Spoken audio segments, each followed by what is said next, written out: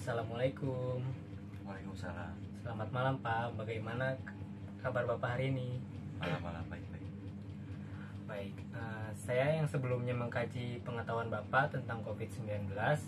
Di sini saya akan memberikan penyuluhan pendidikan kesehatan tentang COVID-19 kepada Bapak. Di wawancara sebelumnya, Bapak mengatakan tidak tahu cara mengambil keputusan tindakan kesehatan bagi keluarga dan tidak mengerti cara merawat anggota keluarga yang menderita COVID-19. Di sini saya akan menjelaskannya. Saya akan memberikan penyuluhan pendidikan kesehatan tentang COVID-19. Apakah Bapak bersedia? Bersedia. Oke, baik. Penyuluhan ini akan berlangsung sekitar 30 menit. Untuk tempatnya kira-kira di mana ya, Pak? Di sini. Oh, di sini aja ya. Oke, baik Pak. Topik yang akan kita bahas adalah penanganan COVID-19 di lingkungan keluarga. Saya menggunakan PowerPoint di laptop sebagai medianya. Sebelum ke pembahasan, saya akan menanyakan sekilas tentang materi yang akan kita bahas. Bapak bisa jawab dengan sepengetahuan Bapak saja ya. Ya baik. Apa yang dimaksud dengan COVID-19, Pak? Itu virus menular lewat apa? Saluran pernapasan. Ya. Apa tanda dan gejala yang ditimbulkan bila tertular COVID-19, Pak? Ya sesak napas, batuk, gangguan pernapasan. Oke, baik. Kemudian, bagaimana cara penularan virus COVID-19, Pak? Dari apa? Kontak apa? Oh, iya. Bicara apa? Komunikasi secara dekat. Oke, baik. Baik, kita langsung saja masuk kepada materinya. Di sini ada penyuluhan pendidikan kesehatan tentang COVID-19. Materi pendidikan kesehatannya yang pertama ada pengertian COVID-19, tanda dan gejala yang ditimbulkan oleh COVID-19, cara penularan COVID-19, tindakan kesehatan pada keluarga yang tertular COVID-19, cara merawat anggota keluarga yang menderita COVID-19, dan yang terakhir ada memodifikasi lingkungan keluarga untuk mengantisipasi penularan COVID-19. Oke, baik. Yang pertama ada pengertian COVID-19. Coronavirus Disease 2019 atau yang biasa disingkat COVID-19 adalah penyakit menular yang disebabkan oleh virus SARS-CoV-2, salah satu jenis coronavirus. Virus tersebut mengakibatkan terjadinya infeksi saluran pernapasan atas, ringan hingga sedang, seperti penyakit flu contohnya. Sampai saat ini belum diketahui penyebab dari virus corona, tetapi diketahui virus ini disebarkan oleh hewan dan mampu menjangkit dari satu spesies ke spesies lainnya, termasuk manusia. Diketahui virus corona berasal dari kota Wuhan di China dan muncul pada Desember 2019. Oke, selanjutnya ada tanda dan gejala yang ditimbulkan COVID-19. Virus corona bisa menimbulkan beragam gejala pada pengidapnya. Gejala yang muncul ini bergantung kepada jenis virus yang menyerangnya sendiri dan seberapa serius infeksi yang terjadi. Gejala COVID-19 dapat muncul setelah 2 hari hingga 14 hari setelah terpapar virus tersebut. Berikut adalah ciri-ciri awal jika tertular virus corona. Yang pertama ada hidung tersumbat atau flu. Yang kedua ada sakit kepala. Yang ketiga batuk. Yang keempat sakit tenggorokan. Yang kelima bisa demam. Yang keenam merasa tidak enak badan dan disertai dengan hilangnya kemampuan indera perasa dan penciuman. Beberapa virus corona dapat menyebabkan gejala yang parah. Infeksinya dapat berubah menjadi bronkitis atau pneumonia, disebabkan juga oleh COVID-19, yang mengakibatkan gejala seperti berikut. Demam yang cukup tinggi bila mengidap pneumonia, batuk disertai dengan lendir, sesak nafas, nyeri dada atau sesak bernafas, dan batuk. Infeksi bisa semakin parah bila menyerang kelompok individu tertentu yang mempunyai penyakit komorbid atau penyakit penyerta. Contohnya, orang dengan penyakit jantung atau paru-paru. Orang dengan sistem kekebalan lemah, contohnya bayi atau lansia. Kemudian ada cara penularan COVID-19. COVID-19 disebabkan oleh virus corona yang menyebar dan menginfeksi orang-orang dengan beberapa cara yang berbeda-beda. Bukti saat ini menunjukkan bahwa virus menyebar terutama di antara orang-orang yang melakukan kontak dekat satu dengan lainnya. Misalnya, virus dapat menyebar dari mulut atau hidung orang yang terinfeksi dalam partikel cairan kecil. Ketika mereka batuk atau bersin atau berbicara, bernyanyi dan bernafas, orang lain kemudian dapat tertular virus ketika partikel infeksius tersebut melewati udara dan tertiup dalam jarak dekat jika partikel infeksi bersentuhan langsung dengan mata, hidung, ataupun mulut. Penularan tersebut biasa disebut dengan penularan droplet. Orang juga dapat terinfeksi saat menyentuh mata dan mulut setelah menyentuh permukaan atau benda yang terkontaminasi virus tersebut. Kemudian ada tindakan kesehatan pada keluarga yang tertular COVID-19.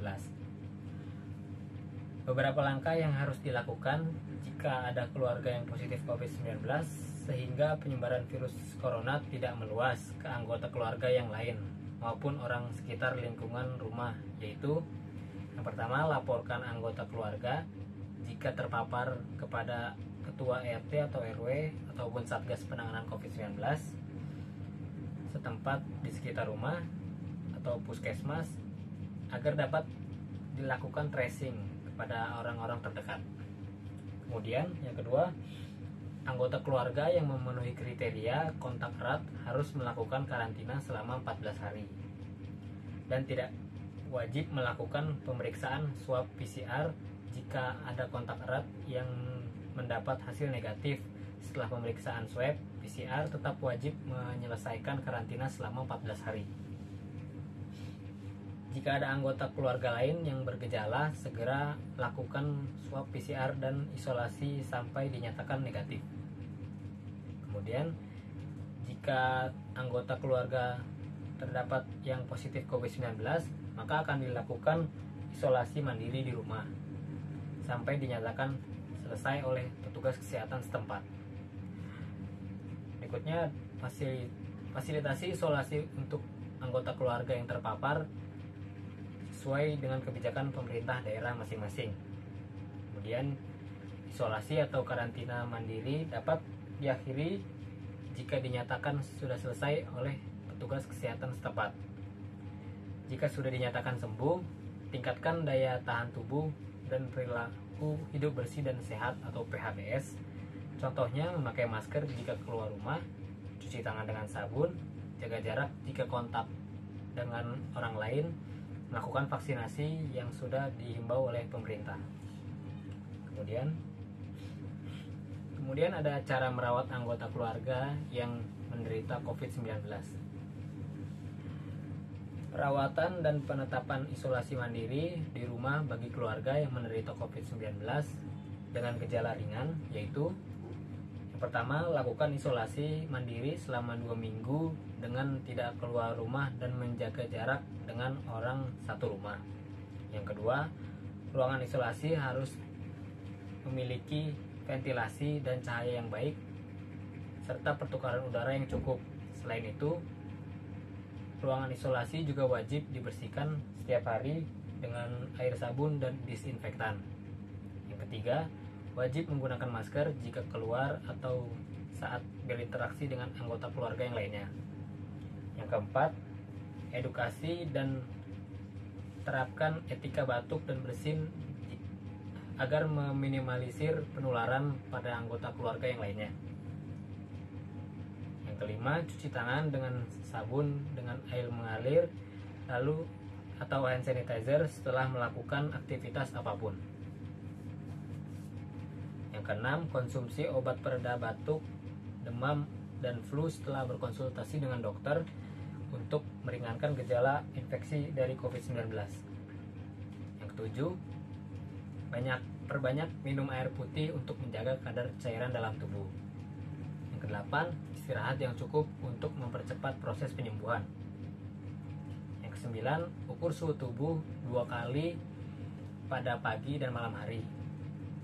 Dan yang terakhir, perhatikan gejala yang dialami. Jika gejala memburuk, segera hubungi dokter untuk mendapat penanganan lebih lanjut. Dan yang terakhir, ada memodifikasi lingkungan keluarga untuk mengantisipasi penularan COVID-19. Memodifikasi lingkungan untuk mengantisipasi penularan COVID-19 di lingkungan keluarga dapat dilakukan dengan cara berikut. Yang pertama, melakukan adaptasi kebiasaan baru yang bertujuan untuk meminimalisir penularan COVID-19 dengan mematuhi protokol kesehatan seperti memakai masker, menjaga jarak, mencuci tangan, dan menjauhi kerumunan. Yang kedua, menerapkan perilaku hidup bersih dan sehat atau PHBS di lingkungan rumah seperti membersihkan ruangan dengan cairan disinfektan, mengganti dan mencuci pakaian yang telah dipakai keluar rumah, menyediakan ventilasi pada ruangan agar udara dapat keluar masuk, dan selalu mencuci tangan setelah melakukan aktivitas apapun. Yang ketiga, mengurangi mobilitas keluar rumah jika dirasa tidak perlu dan mengutamakan mengerjakan semua hal di rumah. Yang keempat, ada menjaga imunitas tubuh dengan mengatur pola makan, istirahat, dan konsumsi vitamin jika diperlukan agar tidak dapat mudah tertular. Oke, baik, sekian materi yang bisa saya sampaikan. Bagaimana perasaan Bapak setelah mendapatkan penyuluhan pendidikan kesehatan tentang COVID-19? Ya, jadi lebih tahu sih apa. Oke, Ya. baik. Jadi terbuka ya pengetahuannya Iya. dalam keadaan pandemi saat ini. Oke, baik. Saya akan menanyakan kembali pertanyaan yang di awal. Setelah saya berikan pendidikan penyuluhan kesehatan ini, menurut Bapak apa yang dimaksud dengan COVID-19, Pak? Itu penyakit menular, itu jenis virus yang asal dari di Cina, yaitu di kota Wuhan. Nah, itu muncul pada bulan Desember 2019. Jadi namanya COVID-19. Oke, baik. Kemudian apa tanda gejala yang ditimbulkan oleh COVID-19? Itu apa? Flu, sakit kepala, batuk, ya demam tinggi, Ya. badannya nggak enak, terus sama gangguan pernapasan, sama hilang indera perasa sama pencium. Ya, baik. Oke, yang terakhir, bagaimana cara penularan dari virus COVID-19? Virusnya menyebar lewat mulut atau hidung.